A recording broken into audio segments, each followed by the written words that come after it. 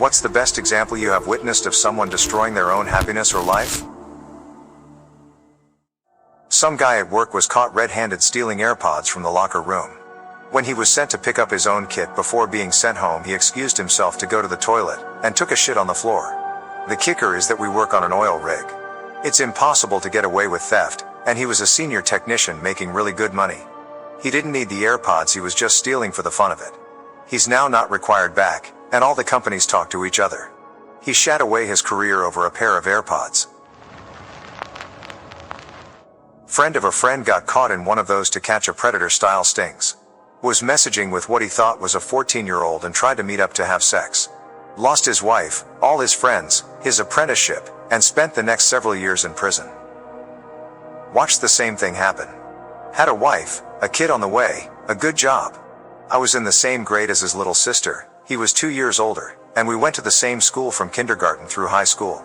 Last year he was sentenced to almost 40 years in a federal prison for conspiracy to solicit a 14-year-old, who was actually an undercover agent, and a slew of CP charges. Now the wife has divorced him, he will never see his kid, and will be an old man when or if he gets out. There were a lot of things he did/said in online chat forums that are so horrible I couldn't even putting that shit out there. I used to work at a wedding reception place. One wedding, the groom and a bridesmaid, I think it was the bride's cousin, got drunk and snuck out the back for a quickie. I didn't realize they'd done this and, as I did, threw a bag of rubbish off the upstairs kitchen balcony into the bin, which scared the shit out of them enough that the bridesmaid is bitten down on the groom's dick mid-blowjob. Lots of blood. Then when the ambulance has shown up, the guys tried to start a fight with one of the ambulance drivers for some reason, and we ended up having to call the cops as well, and the guy's gotten arrested. Guy's boss, fairly high-paying lawyer job by the sounds of it, was at the wedding and was definitely planning on sacking the guy after what happened. So the dickhead lost both his fiancée/wife and job on his wedding day.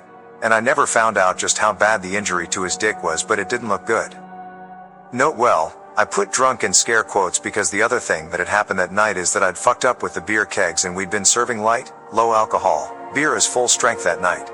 So this guy had been acting drunk but hadn't actually had very much to drink at all. My uncle was an ambidextrous baseball pitcher in high school. Absurdly good at it. He could have gotten an athletic scholarship, gone to college, maybe gone pro. His dad died, he got into drugs, and now he's a heroin addict in and out of prison. Do you still have contact with him? My uncle was a crazy talented musician. He's about 20 years older than me, so by the time I have some solid childhood memories, I remember going to concerts and things backstage, meeting other famous musicians, etc. He was just so close to it himself, it was amazing to watch, and he was very loving toward my brother, his daughter, and me. Then the drug habit got out of control and he slowly lost everything, conned my grandparents out of their savings and almost their home, and went to prison several times. His daughter hasn't seen him except once at my grandpa's funeral in the last 15 years, I haven't spoken to him for 10. He writes my mom lengthy, nonsensical emails blaming her for his failures and recites wild conspiracy theories. I'll always care about him, but there's nothing any of us can safely do to help until he decides he needs to help himself. I was a child protection specialist for years. I was assigned to work with a certain mom. It was the third time the courts had been involved with her due to drug abuse. But her drug of choice was huffing, the only huffing case I ever had. She was absolutely a lovely person. She had worked hard to earn a degree and enter into a career field. She was kind and beautiful, she was cooperative and she was determined, but despite how hard she was trying, she would relapse, and this was to be the last chance she got with the courts, so the stakes were high. We worked so well together. She spent 18 months going to treatment, getting re-employed, getting her own place, and having increased visits with her kids, who were also wonderful. The kids had been staying at her parents' place while we were working towards progress. We went to court and requested reunification, and the judge granted it. We were all so proud of her, and happy for them as a family. We planned to fully move her kids home with her a week from that very court date. 2 days before we planned to return her kids to her, she drove her car through the front of a Walmart because she had been huffing and was high. She killed a Walmart employee and proceeded to huff herself to death in the electronics aisle, where there was keyboard duster spray, while law enforcement was on its way. I got the news at 5 a.m. that she was dead and had to go tell her children they wouldn't be going back to their mother. Ever. Recent example. Guy was a doctor and now cannot work because he hit his wife while they were getting divorced. I don't know the specifics of it, but the domestic violence offense on his record is prohibiting him from working in medicine. I had an acquaintance who was a doctor. His ex-wife was a piece of work. When they were married, she said that he would say he hit her if he didn't agree to one of her demands. It was a minor thing, so he relented and agreed to one of her demands. He told his boss at work that argument, and his boss just basically said, "You can never be alone with this woman again, you will lose your career." He was looking into divorce anyway and knew that she wasn't above ruining his life, so he filed for divorce and made sure to never be alone with her again. All interactions were in public or with witnesses. This kid I went to college with was in the Army Reserves making really good grades, and his parents were really well off. The kid's life was set. Got an allowance every month from his parents, had a nice brand new car for school, lived in a nice apartment right off campus, and he had so much going for him. He didn't even have to work, just do his monthly reserve days, which were like 3 days a month. So set for life. To shorten the story a bit, he pissed hot at a random UA drug test for fucking cocaine. He got lucky and the Army gave him a second chance. Not even 5 months later he pissed hot again for cocaine and marijuana. He somehow got lucky, again, and they just kicked him out on an other than honorable discharge.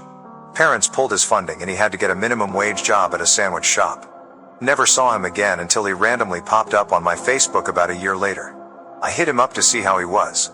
Up and moved halfway across the US. With this girl he got pregnant, and they were both working at Walmart barely affording rent. He sold his BMW to pocket the move up there. He also looked rough, to say the least, in a lot of his pictures. My younger brother broke up with a girl he liked, because she farted in her sleep.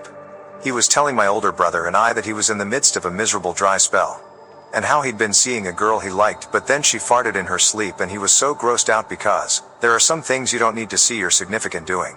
It just felt like the mystery was gone. My older bro was like, "Yeah, cause that's what the mystery was about, farting."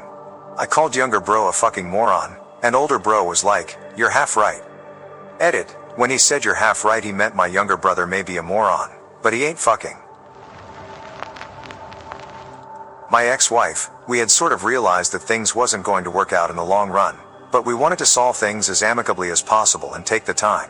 There was no real animosity other than things just not working, until of course I found out she had some boyfriend staying there when I wasn't home. If she told me beforehand, I probably wouldn't even be that pissed, but just expedited the breakup so she could do what she wanted. But of course when I come home and literally find him, I got pissed, and instead of being any sort of humble or try to talk, she just screams and shouts that I could just go, and she now had a new guy that would take care of her. I said, "Okay," grabbed my stuff, gave her the bill for the rent and said it due in 3 days, "But your fella will of course take care of that, goodbye." He was the one that got the problem, because then she kind of had to go all in, and he did for a few months, and then basically told her that it wasn't really in the deal or plan to literally take over a wife with 2 kids, not mine, on a random Tuesday. And then she had to spend the next 10 years working all kinds of things 15 hours a day to be able to keep an apartment, and so on.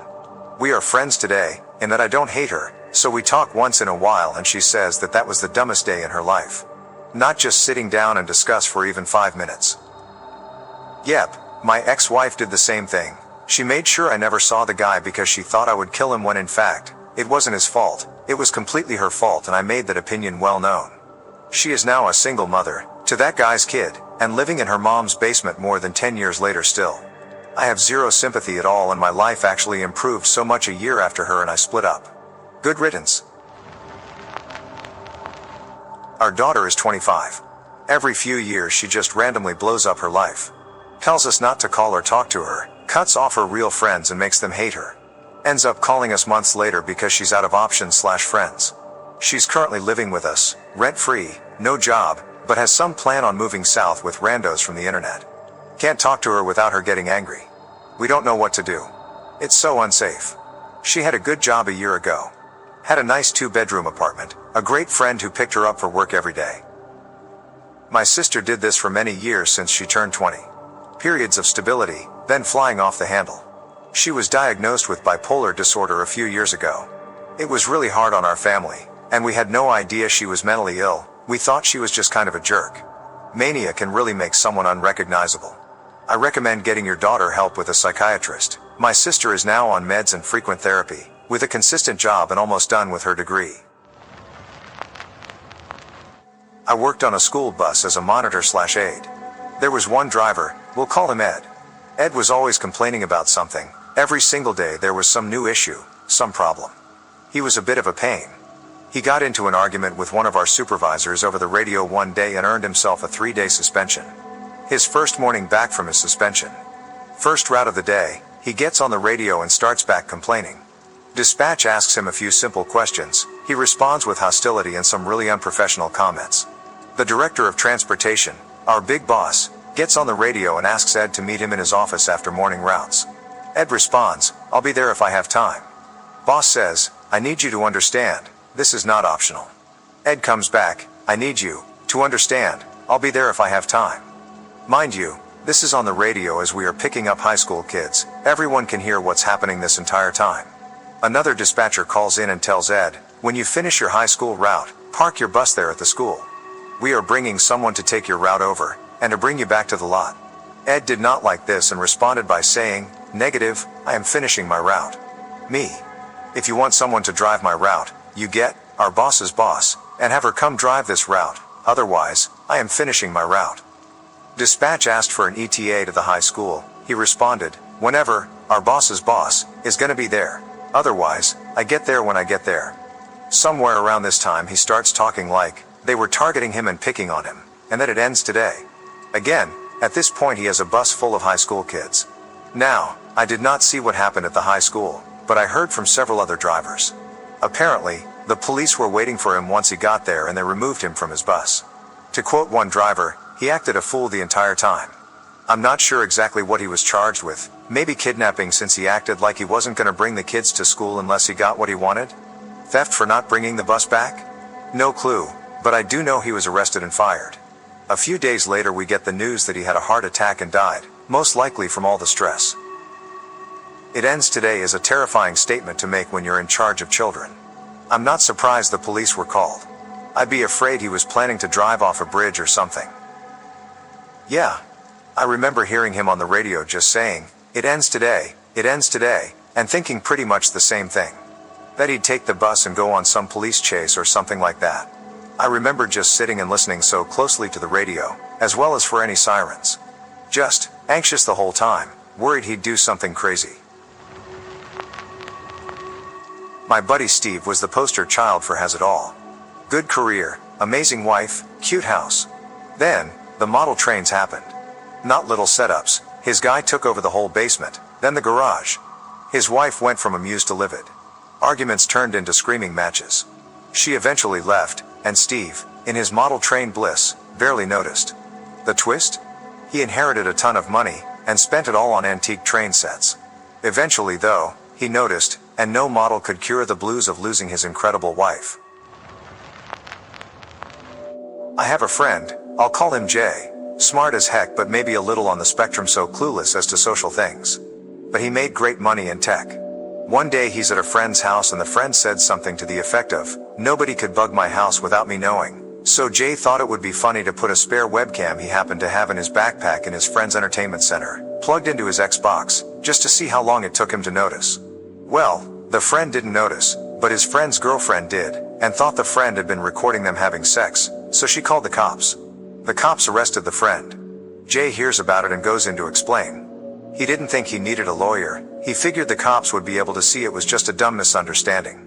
Thing is, in my state, placing a recording device in someone's home without their consent is voyeurism, which is a sex crime. And Jay just admitted, to the cops, on the record, that he had done so. Also in my state, it's a law that all sex crimes must be prosecuted, so even though Jay's friend and his friend's girlfriend didn't want to press charges, Jay still got prosecuted. The prosecutor and judge were as gentle as they could be, but he was still convicted.